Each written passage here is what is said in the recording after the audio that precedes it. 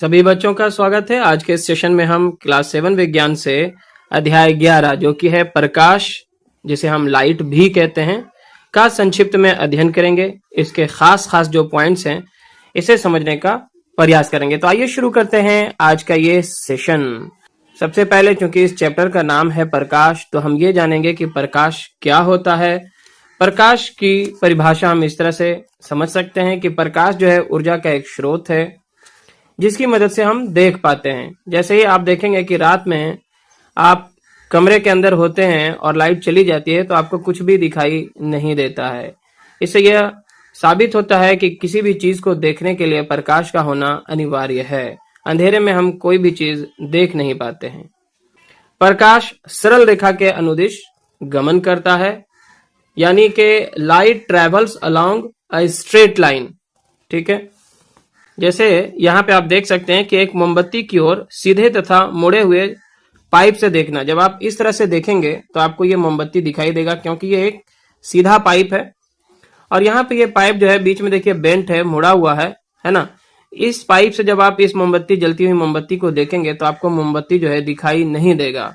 इससे यह साबित हो जाता है कि प्रकाश हमेशा जो है सरल रेखा में ही गति करता है। आगे है प्रकाश का परावर्तन, यानी कि रिफ्लेक्शन ऑफ लाइट।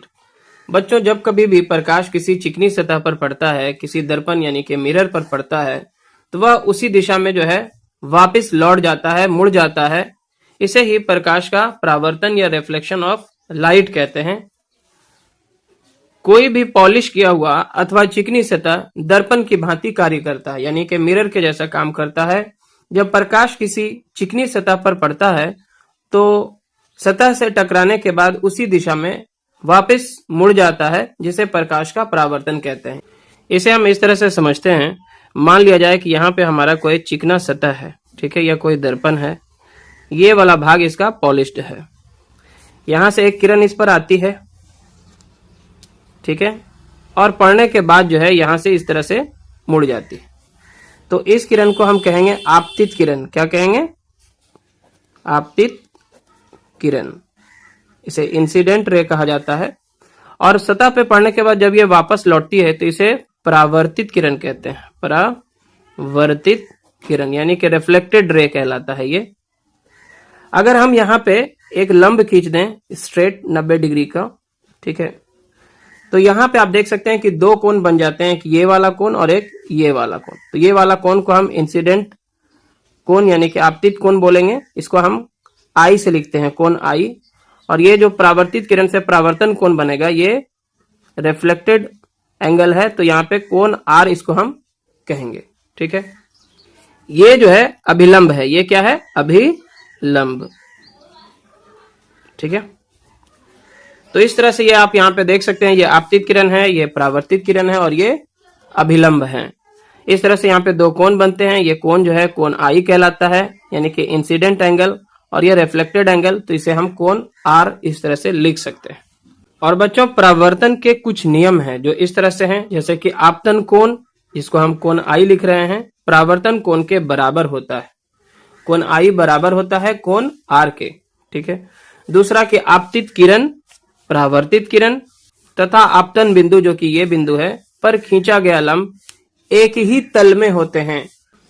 तो इस तरह से यहाँ पे कुछ आप चित्र के माध्यम से जल में वस्तुओं का परिवर्तन होते हुए देख रहे हैं, या फिर कुएं में पानी द्वारा परिवर्तन होता हुआ आप देख पा रहे हैं। और आगे हम समतल दर्पण के बारे में पढ़ेंगे, जिसे हम प्लेन मिरर भी कहते हैं। यहाँ पे आप देख पा रहे हैं कि एक समतल दर्पण से प्रकाश का परावर्तन किस तरह से हो रहा है। यहाँ पे जिस एंगल से जो है प्रकाश इस पे पड़ रही है, उसी एंगल से फिर यहाँ से क्या हो रही है? परावर्तित होती हुई प्रतीत होती है। तो आइए हम सबसे पहले समतल दर्पण को समझते हैं। यहाँ आप देख सकते हैं कि समतल दर्पण में मोमबत्ती का एक प्रतिबिंब आपको दिखाई दे रहा है। मोमबत्ती यहाँ पे जिस तरह से रखा है, इसका प्रतिबिंब भी ठीक उसी प्रकार दिखाई दे रहा है, यानी कि इसकी जो ज्वाला है ऊपर की ओर है, तो प्रतिबिंब में भी ये ऊपर की ओर दिखाई दे रहा है। मोमबत्ती जितना बड़ा है उतना ही बड़ा यहाँ पे दिखाई दे रहा है, और इसका जो प्रतिबिंब है बिल्कुल सीधा बन रहा है। ठीक है, और आगे है समतल दर्पण में प्रतिबिंब की स्थिति निर्धारण करना। समतल दर्पण के सामने वस्तु जितनी दूरी पे होगी दर्पण के भीतर उसका जो प्रतिबिंब बनेगा उतनी ही दूरी पे बनता हुआ प्रतीत होता है। तो आइए हम समतल दर्पण के बारे में जो पॉइंट्स है उसे नोट कर लेते हैं। समतल दर्पण द्वारा बना प्रतिबिंब सीधा होता है, यहाँ पे आप देख सकते हैं कि ये सीधा होता है। आभासी होता है, आभासी प्रतिबिंब वह प्रतिबिंब होता है जिसे पर्दे पर प्राप्त नहीं किया जा सकता है, तथा समतल दर्पण में जो बना प्रतिबिंब होता है वो वस्तु के आकार का होता है। चलिए, दूसरा है कि प्रतिबिंब दर्पण के पीछे उतनी ही दूरी पर बनता है जितनी की दर्पण से वस्तु की दूरी होती है। तीसरा पॉइंट यह है कि समतल दर्पण में बने प्रतिबिंब में वस्तु का जो बायां भाग होता है वो दायां तथा दायां भाग जो है वो बायां दिखाई देता है। आप यहाँ पे देख सकते हैं कि इसका ये दायां भाग है, दायां हाथ है, लेकिन इस प्रतिबिंब में इसका ये बायां दिखाई देता है।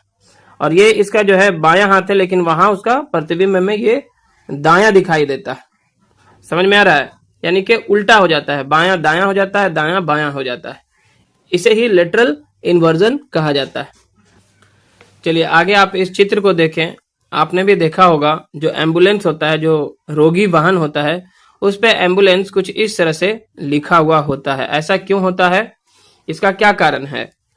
तो यहाँ पे आप समझ सकते हैं कि रोगी वाहनों पर शब्द एम्बुलेंस को चित्र 11.9 की भांति क्यों लिखा जाता है। जब रोगी वाहन के आगे जाने वाले वाहनों के चालक दर्पण, जो कि पीछे का दृश्य दिखाने वाला दर्पण होता है, में देखते हैं तो वे रोगी वाहन पर लिखे एम्बुलेंस को स्पष्ट पढ़ सकते हैं और उसे आगे जाने के लिए रास्ता दे देते हैं। हम में से प्रत्येक का यह कर्तव्य है कि रोगी वाहन का रास्ता रोके बिना उसे आगे जाने दें। क्योंकि बायां दायां दायां बायां दिखता है, तो यहाँ पे इस तरह से लिखने से जब आप आईने में इसको देखेंगे तो ये बिल्कुल सही लिखा हुआ दिखाई देगा।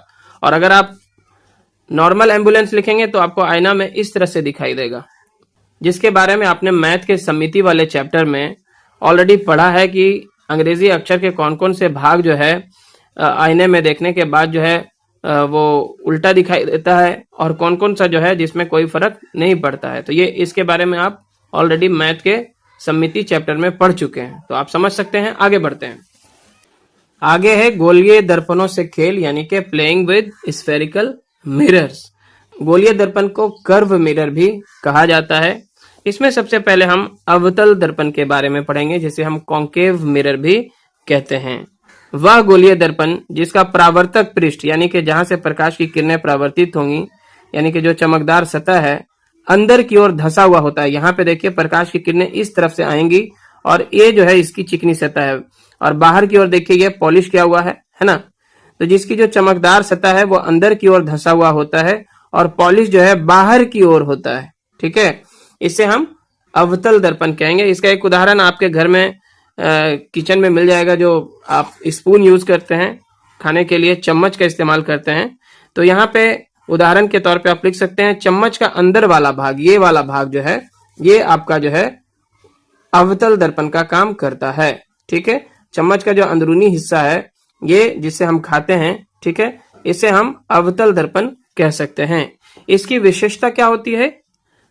जब वस्तु को दर्पण से थोड़ी दूरी पर रखा जाता है तो प्रतिबिंब जो है वो वास्तविक तथा उल्टा और वस्तु के आकार से छोटा या बराबर होता है। इसे आप करके देख सकते हैं। इसमें जब आप देखेंगे, ठीक है, तो आपको आपका जो फेस है वो उल्टा दिखाई देगा, है ना, यानी कि आपका जो हेड है, सर है, वो नीचे की ओर दिखाई देगा।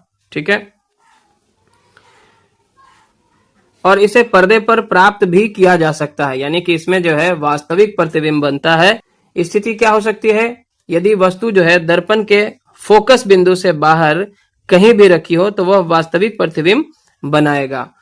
और जब वस्तु जो है दर्पण के बहुत करीब, यानी कि ध्रुव और फोकस के बीच रखा जाता है तो प्रतिबिंब जो है आभासी, सीधा तथा वस्तु से बड़ा होता है। इस तरह से हम कह सकते हैं कि अवतल दर्पण द्वारा जो है वास्तविक और आभासी दोनों प्रकार के प्रतिबिंब बन सकते हैं, है ना, और वस्तु के आकार से छोटा तथा बड़ा दोनों ही प्रकार का प्रतिबिंब बन सकता है अलग अलग स्थितियों में। ठीक है, और जब आभासी प्रतिबिंब बनता है, सीधा होता है और वस्तु से बड़ा होता है, इसे पर्दे पर प्राप्त नहीं किया जा सकता है। यह केवल जो है दर्पण के अंदर दिखाई देता है। स्थिति इसके लिए क्या हो सकती है? स्थिति यह है कि जब आप अपना चेहरा अवतल दर्पण के एकदम पास ले जाते हैं, जैसे कि शेविंग मिरर या डेंटिस्ट का जो दर्पण होता है उसमें, तब आपको अपना चेहरा सीधा और बड़ा दिखाई देता है। जहां तक अवतल दर्पण के उपयोग की बात करें तो डॉक्टर इसका उपयोग जो है दांत या आंख को बड़ा देखने के लिए करते हैं। टॉर्च और गाड़ियों की हेडलाइट में भी इसका इस्तेमाल होता है। तो यहाँ पे आप अवतल दर्पण द्वारा बने जो है वास्तविक प्रतिबिंब को देख सकते हैं। ठीक है, यहाँ पे वस्तु है जलती हुई मोमबत्ती और यहाँ पे अवतल दर्पण रखा है। यहाँ पे वास्तविक प्रतिबिंब जब बन रहा है तो इसे पर्दे पर देखिए प्राप्त किया जा सकता है। ठीक है, और अवतल दर्पण द्वारा जब आभासी प्रतिबिंब बनता है तो इसे पर्दे पर प्राप्त नहीं किया जा सकता है। और अवतल दर्पण के उपयोग की अगर बात करें तो डॉक्टर इसका उपयोग दांत या फिर आंख को बड़ा करके देखने के लिए करते हैं, और साथ ही साथ इसका उपयोग जो है टॉर्च और गाड़ियों की हेडलाइट में भी होता है। ठीक है, जिससे यह प्रकाश को क्या करते हैं, फैला देते हैं। आगे हम उत्तल दर्पण के बारे में पढ़ेंगे, जिसे हम कन्वेक्स मिरर भी कहते हैं। ये कुछ इस तरह का दिखाई देता है। ये देखिए, इसकी जो परावर्तक सतह होती है उभरी हुई होती है ना, इसीलिए इसको हम उत्तल दर्पण भी कहते हैं। और जो पॉलिश है वो देखिए अंदरूनी भाग में होता है ना। वह गोलीय दर्पण जिसका परावर्तक पृष्ठ या चमकदार सतह जो है बाहर की ओर उभरा होता है। उदाहरण के लिए आप चम्मच का पिछला भाग ले सकते हैं। जैसे ये जो है ना, इसको उल्टा कर दीजिए, चम्मच को आप उल्टा कर दीजिए तो यहाँ पे ये जो परावर्तक सतह आ रही है ये है आपका उत्तल दर्पण। यानी कि ये वाला अंदरूनी सतह जो है, समझिए कि ये पॉलिश वाला भाग हो गया, और ये जो है आपका उत्तल दर्पण के जैसा कार्य करेगा। चम्मच को आपको उल्टा कर देना है, और इसमें जब आप अपना चित्र देखिएगा तो ये हमेशा आपको सीधा दिखाई देगा। आपका जो हेड वाला पार्ट है, सर जो है, एकदम सीधा दिखाई देगा आपको। ठीक है, इसका जो विशेषता है वो ये है कि इसमें प्रतिबिंब हमेशा सीधा, आभासी और वस्तु से छोटा बनता है। इसकी मदद से हम पीछे के बहुत बड़े क्षेत्र को एक साथ देख सकते हैं, और इसीलिए उत्तल दर्पण का उपयोग जो है वाहनों में पार्श्व दर्पण के रूप में, यानी कि जो साइड मिरर होता है उसमें उत्तल दर्पण लगाया जाता है, ताकि पीछे से कितनी गाड़ियां आ रही हैं, रोड पे पीछे जितनी गाड़ियां चल रही हैं, सारे के सारे का जो यहाँ पे चित्र है यहाँ पे दिखाई देता है। इस तरह से हम कह सकते हैं कि गाड़ियों में पार्श्व दर्पण यानी कि साइड मिरर के रूप में इसका उपयोग होता है, ताकि ड्राइवर पीछे से आने वाले सभी वाहनों को देख सके। तो इसमें हमेशा ही आभासी प्रतिबिंब बनता है और वस्तु के आकार से छोटा प्रतिबिंब बनता है। ठीक है, याद रखेंगे। और आगे है लेंसों द्वारा प्रतिबिंब, यानी कि हम यहाँ पे लेंस के बारे में पढ़ेंगे कि लेंस में किस तरह से प्रतिबिंब बनते हैं। ठीक है, यहाँ पे आप एक आवर्धक लेंस देख सकते हैं, जिसको मैग्नीफाइंग ग्लास भी कहते हैं। यहाँ पे चीजें जो है बड़ी होकर के दिखाई देती हैं। अगर इसके बनावट संरचना की बात करें तो आप यहाँ पे उत्तल लेंस तथा अवतल लेंस को देख सकते हैं। इनकी बनावट कुछ इस तरह से होती है। सबसे पहले हम उत्तल लेंस को समझते हैं। ये हमारा उत्तल लेंस है। तो आइए हम उत्तल लेंस या कन्वेक्स लेंस को समझते हैं। वे लेंस जो किनारों की अपेक्षा बीच में मोटे होते हैं, ये बीच का हिस्सा जो है इसका मोटा होता है। ठीक है, इसे हम उत्तल लेंस या कन्वेक्स लेंस कहेंगे। इसका कार्य क्या है? जब प्रकाश की किरणें इस पर पड़ती हैं तो उन्हें एक बिंदु पर समेट देता है। तो आप देख सकते हैं कि यहाँ पे जब प्रकाश की किरणें पड़ती हैं तो परावर्तित होने के बाद एक ही बिंदु पर क्या हो जाती हैं, ये जमा हो जाती हैं, एक ही बिंदु पर जो है अभिसारित हो जाती हैं, यानी कि कन्वर्ज हो जाती हैं। जब प्रकाश की किरणें इस पर पड़ती हैं तो यह उन्हें एक बिंदु पर समेट देता है, इसलिए इसे अभिसारी लेंस या कन्वर्जिंग लेंस भी कहते हैं। और जहां तक प्रतिबिंब की बात है कि उत्तल लेंस द्वारा जो प्रतिबिंब होता है वो किस प्रकार का बनता है, तो इसमें वस्तु का प्रतिबिंब जो है वास्तविक और उल्टा बनता है। लेकिन अगर वस्तु लेंस के बहुत पास हो तो प्रतिबिंब सीधा और बड़ा दिखाई देता है। उदाहरण के लिए आवर्धक लेंस या मैग्नीफाइंग ग्लास या फिर आप सूक्ष्मदर्शी माइक्रोस्कोप को भी उत्तल लेंस की भांति यूज करते हैं। तो इस तरह से यहाँ पे हम कह सकते हैं कि उत्तल लेंस द्वारा जो बना प्रतिबिंब है वह वास्तविक और उल्टा बनता है। लेकिन अगर वस्तु जो है लेंस के बहुत पास हो तो प्रतिबिंब सीधा और बड़ा दिखाई देता है। और इस प्रकार जो है उत्तल लेंस का उपयोग आवर्धक लेंस यानी कि मैग्नीफाइंग ग्लास, और फिर सूक्ष्मदर्शी यानी कि माइक्रोस्कोप में होता है। आगे है अवतल लेंस, जिसे हम कॉनकेव लेंस भी कहते हैं। यह लेंस किनारों की अपेक्षा बीच में पतला या धंसा हुआ होता है। इसका अगर कार्य की बात करें तो जब प्रकाश की किरणें इस पर पड़ती हैं तो यह उन्हें जो है फैला देता है, इसलिए इसे अपसारी लेंस या डाइवर्जिंग लेंस भी कहते हैं। तो यह डाइवर्ट कर देता है, देखिए इस तरह से जो है प्रकाश की किरणों को फैला देता है।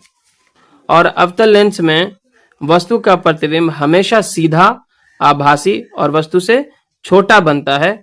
और इसका जहां तक उपयोग है तो चश्मों में निकट दृष्टि दोष के लिए, और दरवाजों के पीप होल में होता है, जहां से आप अंदर से ही देख पाते हैं कि बाहर कौन सा व्यक्ति खड़ा है।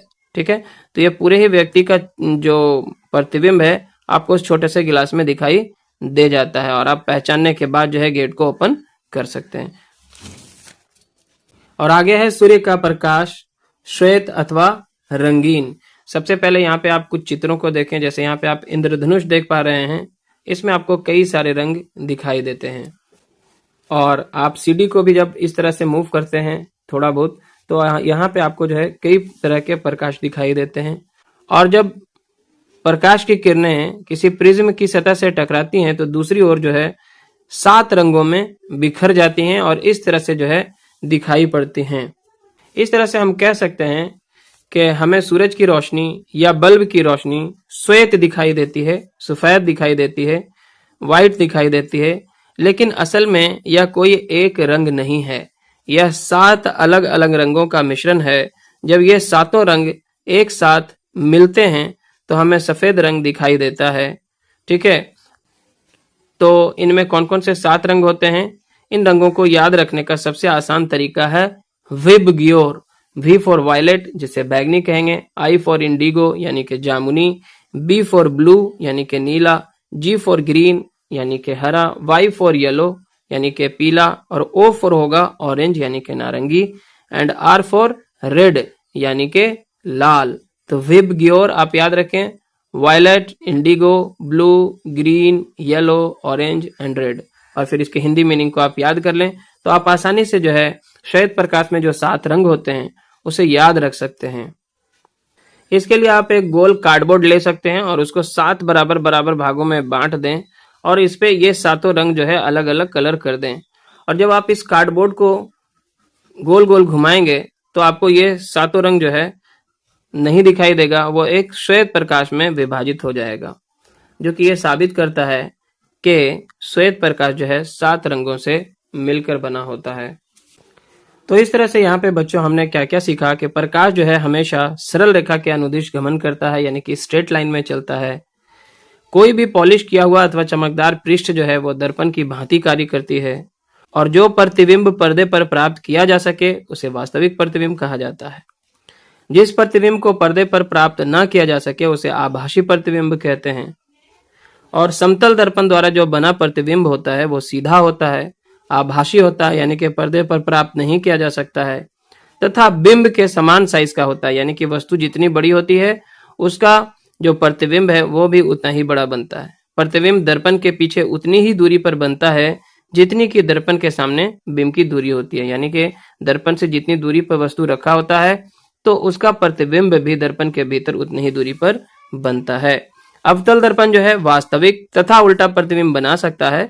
जब बिंब को दर्पण के अत्यंत निकट रखते हैं तो प्रतिबिंब आभासी, सीधा तथा आवर्धित होता है। तो यहाँ पे दोनों ही कंडीशन हो सकते हैं।